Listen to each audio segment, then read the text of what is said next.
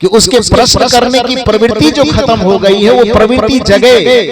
उस प्रश्न करने की प्रवृत्ति को जगाने के लिए कबीर साहब को जो नहीं करना चाहिए वो कर रहे हैं। नहीं क्या करना चाहिए कि दिन में भला लालटेन कौन जलाता है?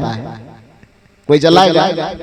लेकिन कबीर साहब जला रहे हैं। तो क्या कबीर साहब बेवकूफ हैं? बेवकूफ नहीं, बल्कि आदमी के चेतना में वह सवाल पैदा करना चाहते हैं। कोई सवाल तो करो कि हम ऐसा क्यों कर रहे हैं। और कबीर साहब क्या किए? 12 बजे दिन में लालटेन जलाए हाथ में और चौराहे पर निकल गए। जब चौराहे पर कुछ लोगों ने तो कहा कि गुरुजी हैं, पता नहीं कुछ विशेष बात होगी, तो हाथ झुका लिया। कबीर साहब देख के मुस्कुराते थे, इहो अनुभक्ति के लाइन में कि महात्मा है, लालटेन जला रहे, कुछ विशेष बात। अरे विशेष बात क्या होगी? सबके लिए जो बात बराबर है बराबर है, सबके लिए दिन है तो है, सबके लिए रात है तो है। लेकिन कबीर साहब से परीक्षा ले रहे थे, देख रहे थे कि आदमी किसके अंदर प्रश्न है, किसके अंदर प्रश्न मर गया। तो 12 बजे दिन में लालटेन निकल लेकर के चौराहे पर निकले। अधिकांश आदमी बगल से गुजर गए लेकिन प्रश्न नहीं किया। लेकिन उस चौराहे में कुछ आदमी ऐसे थे जिन्होंने कबीर साहब से प्रश्न किया। और याद रखिए, प्रश्न करने वाले से कबीर साहब नाराज नहीं होते।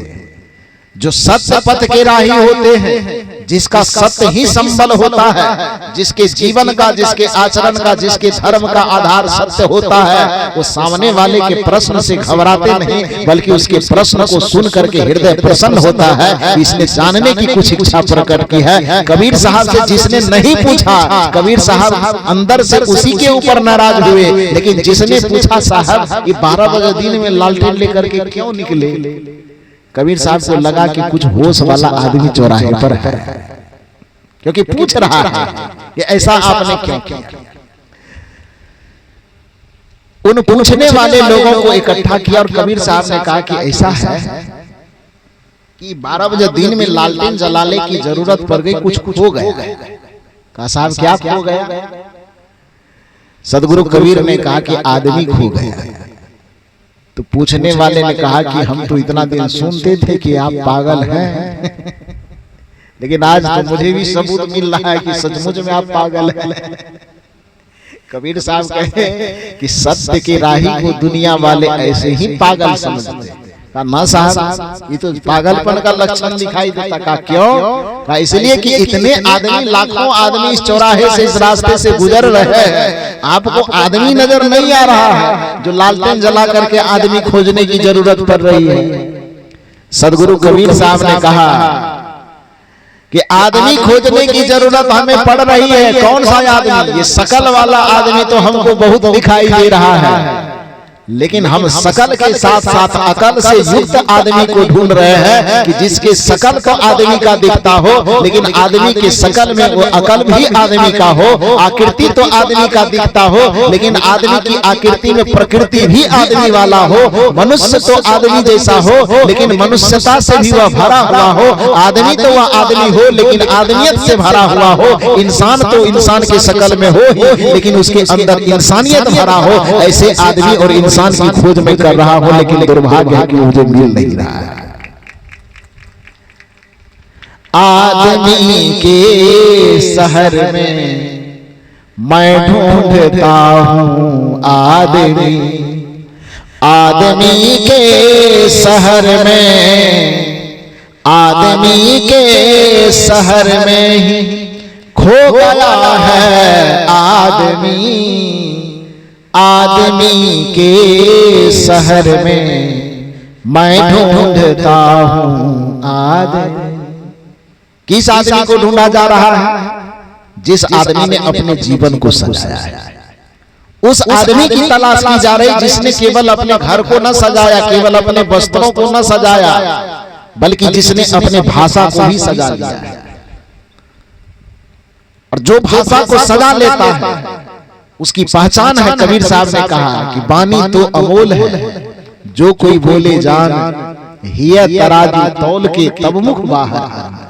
जिसने जिसने अपने भाषा को सजाया, उसकी मुख से अनावश्यक वाणी नहीं निकलती, बल्कि हृदय के तराजू पर तौल करके तब वाणी निकलती। वह ऐसे वाणी का प्रयोग करते हैं जिसके बारे में संत कहते हैं कि मीठा सबसे बोलिए, सुख उपजे चहु और, वशीकरण यह मंत्र है, तजिए वचन कठोर। जिसने कठोर वाणी का परित्याग कर दिया, मीठी वाणी को अपने जीवन में धारण कर लिया, समझ लेना चाहिए कि उसने अपने वाणी को सजा डाला है। और जो व्यक्ति वाणी को सजा करके वाणी की कठोरता का परित्याग कर देता है, वाणी में मृदुता, कोमलता और मधुरता को ले आता है, नीति कहती है यदि वाणी की मिठास आपके जीवन में आ गई तो आप रोड के किनारे बैठ करके तीता लगने वाले मिर्ची को भी बड़ी आसानी से बेच सकते हैं। क्या कहा नीतिविद ने? यदि आपके वाणी में मिठास आ गई तो आप सड़क के किनारे बैठ करके तीता लगने वाला, जो मिर्च कैसा लगता है, बिहार में तीता लगता है, छत्तीसगढ़ में तीखा, हाँ तीखा बोलते हैं। अब यहाँ मीठा लगने वाला भी मिर्च है क्या? नहीं, हमको तो एक मिर्च हमारी श्री समता साहब जी वहाँ भैंसमुंडी में खिलाई थी, कुछ कर्जा बाकी है, तो आज से कल तक में वसूल लेंगे हम। जी उसी जगह से कहते आ रहा हूँ कर्जा बाकी है। अब प्रयागराज में कुंभ में मिली तो हमको कहने की जरूरत भी नहीं पड़ी, साहब अपने से कहे साहब कर्जा याद है कि नहीं? हम कहे कर्जा तो आपके ऊपर है तो हमें क्या याद है। तो आप भैंसमुंडी में जो आलू वाला वो बड़ा बड़ा करके खिलाई, तो उसी के साथ में मिर्ची वाला भी बना दिया, मिर्ची भजिया। तो हमारे जो साथ में साथी हैं वो लेकर के थाली में आए तो देखा कि लंबा लंबा है। मैंने कहा ये क्या है? कहा मिर्ची भजिया। ले जाओ। क्यों? कि ये खाएंगे तो पूरा एकदम मुंह लहरना शुरू हो जाएगा। कि नहीं साहब, ये बिहार का मिर्ची नहीं, ये छत्तीसगढ़ वाला मिर्ची है। तो हम कहे क्या यहाँ का मिर्ची वहां का मिर्ची में अंतर है? तो कहे नहीं, वो स्पेशल ही होता है उस चीज की, तीखा वाला मिर्ची अलग होता है। तो तब हम जान पाए, नहीं तो दो ही मिर्ची जानते थे, शिमला मिर्च जानते थे, एक वो तीखा लगने वाला वही जानते थे, लेकिन यहाँ तीसरा प्रकार भी देखिए। तो खैर मिर्ची तीखा लगता। नीतिविद कहते हैं कि यदि आपके वाणी में मधुरता है, वाणी में मिठास है, तो सड़क के किनारे बैठ करके तीखा लगने वाले मिर्ची को भी आसानी से आप बेच सकते हैं और लोग लेगा। किस कारण से लेगा? क्योंकि आपको मीठी वाणी का प्रयोग करने आता है। लेकिन यदि आपके वाणी में करवाहट है, यदि आपके वाणी में तीखापन है, तो आप 5 स्टार होटल में बैठ करके अपने रसगुल्ले तक को बेच नहीं पाइएगा। क्योंकि वाणी की मिठास मिर्ची को तो बेचवा सकता है, लेकिन वाणी का करवापन रसगुल्ला तक को भी बिकने नहीं देगा। इसलिए व्यक्ति को अपने वाणी को मधुर बनाना चाहिए, यह वाणी की सजावट है। सदगुरु कबीर साहब वाणी को सजाने पर बहुत ज्यादा जोर देते हैं। रहीम कवि ने भी इस पर जोर दिया है। रहीम कवि ने कहा, कागा का को धन हरे, कोयल का को दे, मीठी वाणी बोल के जग अपनों कर ले।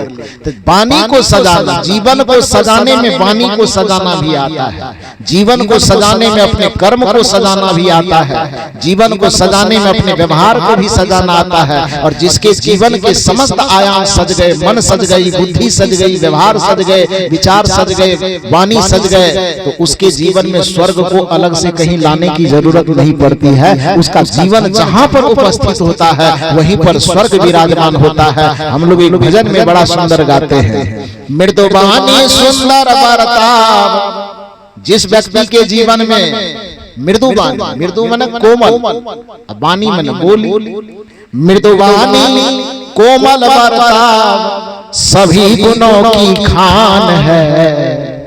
दुनिया के जितने सारे गुण हैं, जीवन के जितने सारे गुण हैं, उस सभी गुणों का जो मुख्य खदान है, जहां से स्वर्ग का प्रस्फुटन होता है, जहां पर सुख का प्रस्फुटन होता है, जिस खदान से शांति निकाली जाती है, जिस खदान से परमानंद ब्रह्मानंद निकाला जाता है, वो खदान क्या है? मृदुबानी सुंदर बरताव सभी गुणों की खान है। प्रेम की गंगा बहे जहां पर वह घर स्वर्ग समान है।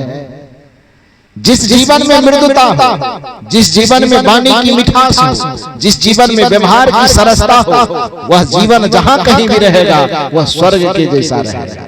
जिस घर में ऐसा परिवेश है उस घर का परिवेश स्वर्ग के जैसा होगा। जिस समाज में, जिस परिवार में ऐसा परिवेश है वह समाज और परिवार स्वर्ग के जैसा माना जाएगा।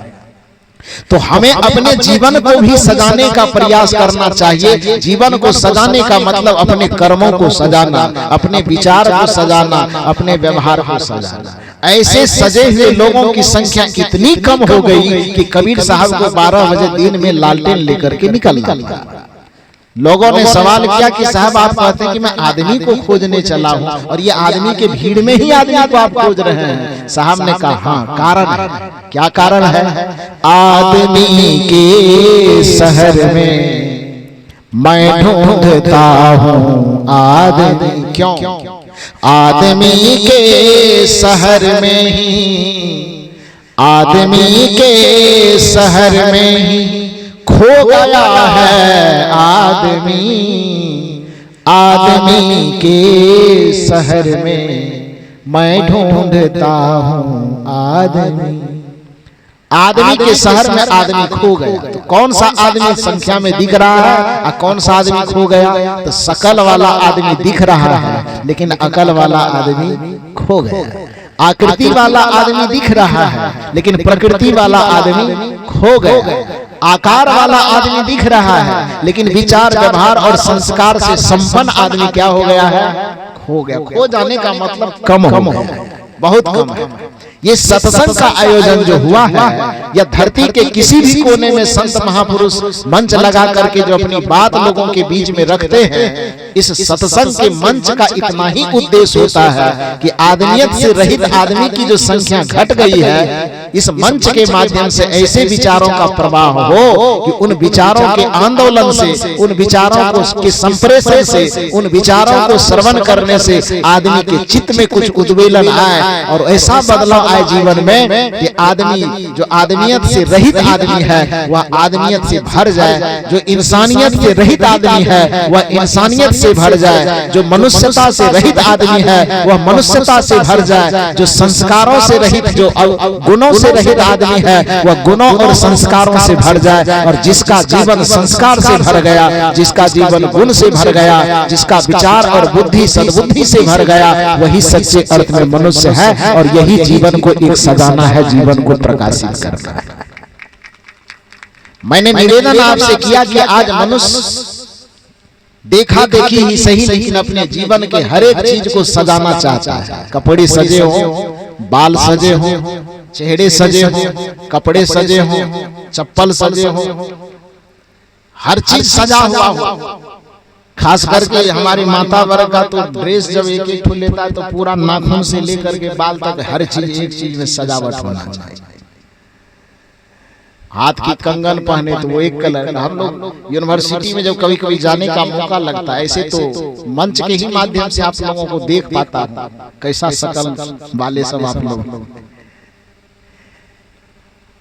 ऐसी फुर्सत नहीं मिल पाती कि लोगों की भीड़ में ऐसे कहीं जा सके। लेकिन यूनिवर्सिटी जिस समय हम लोग एमए कर रहे थे, पीएचडी में एडमिशन लिए वहां पढ़ने जाते थे, फिर पढ़ाने के लिए यूनिवर्सिटी में जाना होता है, तो उसमें फिर जब विद्यार्थी वहां तो थोड़ा हंसते ही है, थोड़ी थोड़ी मजाक भी किया जाता है विद्यार्थियों से, क्योंकि वहां कोई छोटा बच्चा तो पढ़ने आता नहीं।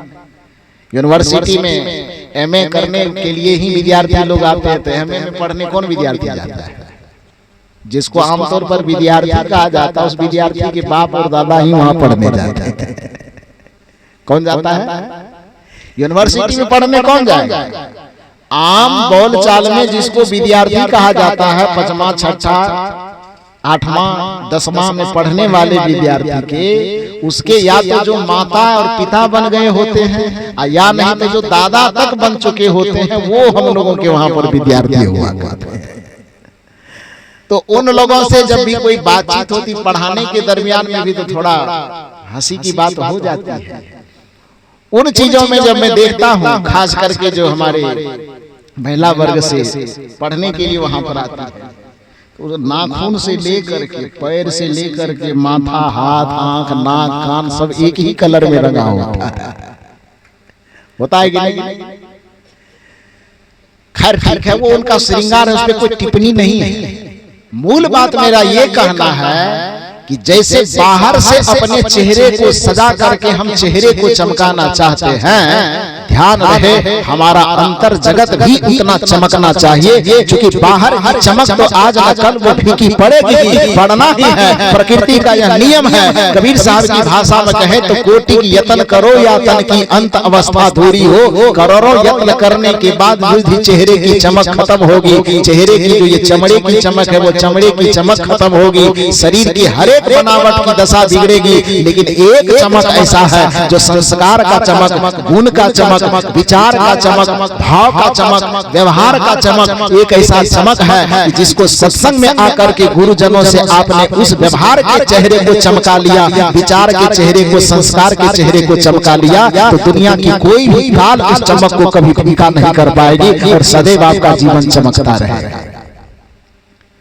शायद आप मीरा और सबरी के जीवन को देखें तो अपने चेहरे को चमकाने पर उन्होंने कभी कोई काम न किया हो, लेकिन मीराबाई ने अपने भीतर के उस गुण को, भक्ति को, विचार को, व्यवहार को, संस्कार को, सेवा को, समर्पण को चमकाने का प्रयास किया। सबरी ने शायद अपने चेहरे पर कभी कोई चमक डालने वाले प्रसाधन का प्रयोग किए हो कि न किए हो, लेकिन भक्ति के माध्यम से, सेवा के माध्यम से, समर्पण के माध्यम से, साधना के माध्यम से अपने भीतर के चेहरे को इस प्रकार से चमकाया, मन, बुद्धि, चित्त और अहंकार को इस प्रकार से सजाया और संवारा कि आज युगों बीत जाने के बावजूद भी काल उसके शरीर को भले खा लिए, लेकिन सबरी का जो व्यक्तित्व चमक रहा है उसकी चमक को दुनिया का कोई भी काल नहीं निगल सकता है, वह काल से मुक्त हो गई। तो बाहर के चेहरे को काल निगल सकता है, बाहर के सजावट को काल बिखरा सकता है, बाहर की व्यवस्था में अव्यवस्था लाई जा सकती है, लेकिन जिसने जिसने अपने जीवन को सजा, कबीर साहब को हम क्यों याद कर रहे हैं? कबीर साहब को क्यों याद कर रहे हैं? उसके शरीर के कारण, उनके ज्ञान के कारण। आज हम भगवान बुद्ध को क्यों याद कर रहे हैं? मीरा को क्यों याद कर रहे हैं? माता सबरी को क्यों याद कर रहे हैं? राम जी को क्यों याद कर रहे हैं? कृष्ण को क्यों याद कर रहे हैं? संत रविदास को क्यों याद कर रहे हैं? स्वामी दयानंद, स्वामी विवेकानंद को क्यों याद कर रहे हैं? स्वामी रामतीर्थ को क्यों याद कर रहे हैं? सदगुरु श्री अभिलाष साहब जी को क्यों याद कर रहे हैं? आचार्य श्री धर्मस्वरूप साहब जी को क्यों याद कर रहे हैं? सदगुरु श्री ज्ञान साहब जी को क्यों याद कर रहे हैं? जिस किसी भी महापुरुष को याद कर रहे हैं, क्या उनके शरीर के कारण? नहीं, शरीर तो एक नियत नियम के तहत आता भी है और चला भी जाता है। शरीर तो एक नियत नियम के तहत सबका एक दिन चमकता है और एक दिन मुरझा जाता है, एक दिन खिलता है, एक दिन मुरझा जाता है, एक दिन बनता है, एक दिन बिगड़ जाता है। लेकिन इस शरीर में रह करके अपने जीवन को सजाने का जो जो भी महामानव ने प्रयास किया, ज्ञान से, ध्यान से, भक्ति से, भजन से, जिसने अपने जीवन को सजा लिया, इस शरीर के बीत जाने के बावजूद भी उस व्यक्तित्व का जीवन बचा रहता है। शायद इस जीवन को तो काल भी खा सकता है, लेकिन आप अपने ज्ञान, ध्यान, सत्संग के माध्यम से जिस जीवन को आप सजाएंगे उसको काल भी नहीं खा सकेगा। काल जितना बीतता जाएगा आपकी चमक उतनी बढ़ती चली जाएगी। तो लग गया है ग्रहण आदमी को, आदमी से जलन आदमी को, घर जले गया जले बस्तियां भी, कौन देगा कफन आदमी को? आदमी के शहर में मैं ढूंढता हूँ आदमी, क्यों? आदमी के शहर में ही खो गया है आदमी, आदमी के शहर में मैं ढूंढता हूँ आदमी। कबीर साहब से जिसने सवाल किया कि आपका दिमाग ठीक है, इतने आदमी दिखाई नहीं देते, कबीर साहब ने कहा कि शकल वाला आदमी दिखाई दे रहा है, अकल वाला आदमी दिखाई कम दे रहा है। तो लोगों ने कहा कि तब करना क्या चाहिए? शकल वाला दिख रहा और अकल वाला दिखे, इसके लिए आदमी को क्या करना चाहिए? कबीर साहब ने कहा रुको मैं रास्ता बता। तो रास्ता बताने के लिए ही तो इतना बड़ा पंडाल लगा है। रास्ता बताने के लिए ही तो ये संत महापुरुष गली गली में घूम घूम करके डंके की चोट पर आपको जगाते हैं कि रास्ता देखो क्या है, आपको जीवन सजाने संवारने का रास्ता। केवल सत्संग में स्वागत भजन गाने से नहीं न होगा कि सजा दो घर को गुलशन सा मेरे गुरुदेव आए। हाँ, गुरुदेव आए हैं तो घर को आप गुलशन से सजाइए, ये आपकी जिम्मेदारी है। लेकिन यदि आप गुलशन से घर सजा करके संतों और गुरुजनों का स्वागत करते हैं तो संत और गुरुजन का भी दायित्व है कि ये आपका सम्मान आपके जीवन को सजा करके कर दे। आप इनके लिए अपने घरों और घर के रास्ते को सजाइए और इनकी जिम्मेदारी है कि ये आपके जीवन को सजा दे, आपके परिवार को सजा दे, आपके जीवन को सजा करके इतना महका दे कि सदैव एकदम गुलाबों की तरह आपका जीवन खिलता रहे और सुगंध से भरा रहे। ये संत गुरुजन की जिम्मेदारी है और इस जिम्मेदारी को समझने के कारण ये गली गली ये संत महापुरुष घूम घूम करके लोगों को रास्ता दिखाते हैं। तो कबीर साहब से पूछा गया कि आदमी के शकल में आदमी का अकल आ जाए, इसका कोई रास्ता है कि नहीं है? कबीर साहब ने कहा बिल्कुल है। कहा क्या रास्ता है? कहा उसका रास्ता यह है कि जब आदमी के शकल में तुम आए हो तो तुम किसी जाति का बनना न बनना उसकी फिक्र मत कर, किसी पंथ का बनना कि न बनना उसकी फिक्र मत करना, किसी संप्रदाय का बनना कि न बनना उसकी फिक्र मत करना, किसी मत का और मजहब का बनना कि न बनना उसकी फिक्र मत करना, बल्कि आदमी अपने जीवन को यदि सजाना चाहता है तो कबीर साहब उसका रास्ता बताते हैं। भक्त या वैज्ञानिक कवि, आदमी क्या क्या बनता है? जन्म लेने के साथ पहले तो एक नाम थोपा जाता है उसके ऊपर, नाम वाला आजकल कार्ड बनाना पड़ता है, मेडिकल में नहीं, हॉस्पिटल में ही बनता है उसका नामकरण पंजी वहीं पर बनता है। तो एक नाम ठोक दिया गया और नाम के साथ साथ कुछ दिन के बाद जाति ठोक दी गई कि फलना जाति है। जन्म लिया था उस समय न नाम लेकर के आया था न जाति लेकर के आया, और जाति के बाद ऊपर से एक नया चीज थोप दिया जाता है। किसके घर में जन्म लिए? तो हिंदू वाला घर में जन्म लिए तो हिंदू, और मुसलमान वाला में जन्म लिए तो मुसलमान। अब बच्चा की क्या गलती, उसके क्या पता कि हम किस घर में जन्म ले रहे हैं? जिसने जन्म लिया है उसको तो पता नहीं कि हम हिंदू बन करके आए कि हम मुसलमान बन करके आए, हम सिख बन करके आए कि हम ईसाई बन करके आए। उसे तो इतना खबर है कि हम आदमी के शरीर में हैं, आदमी बन करके आए हैं। लेकिन हम यहाँ पर थोपते पहले उसके ऊपर नाम थोपे, तब उसके ऊपर वर्ण थोपे, तब उसके ऊपर जाति थोपे, तब उसके ऊपर में एक संप्रदाय का लेवल चिपका दिए कि तुम हिंदू हो, और बड़ा होकर के वही एकदम आपस में एक दूसरे से टकराना शुरू कर देता है।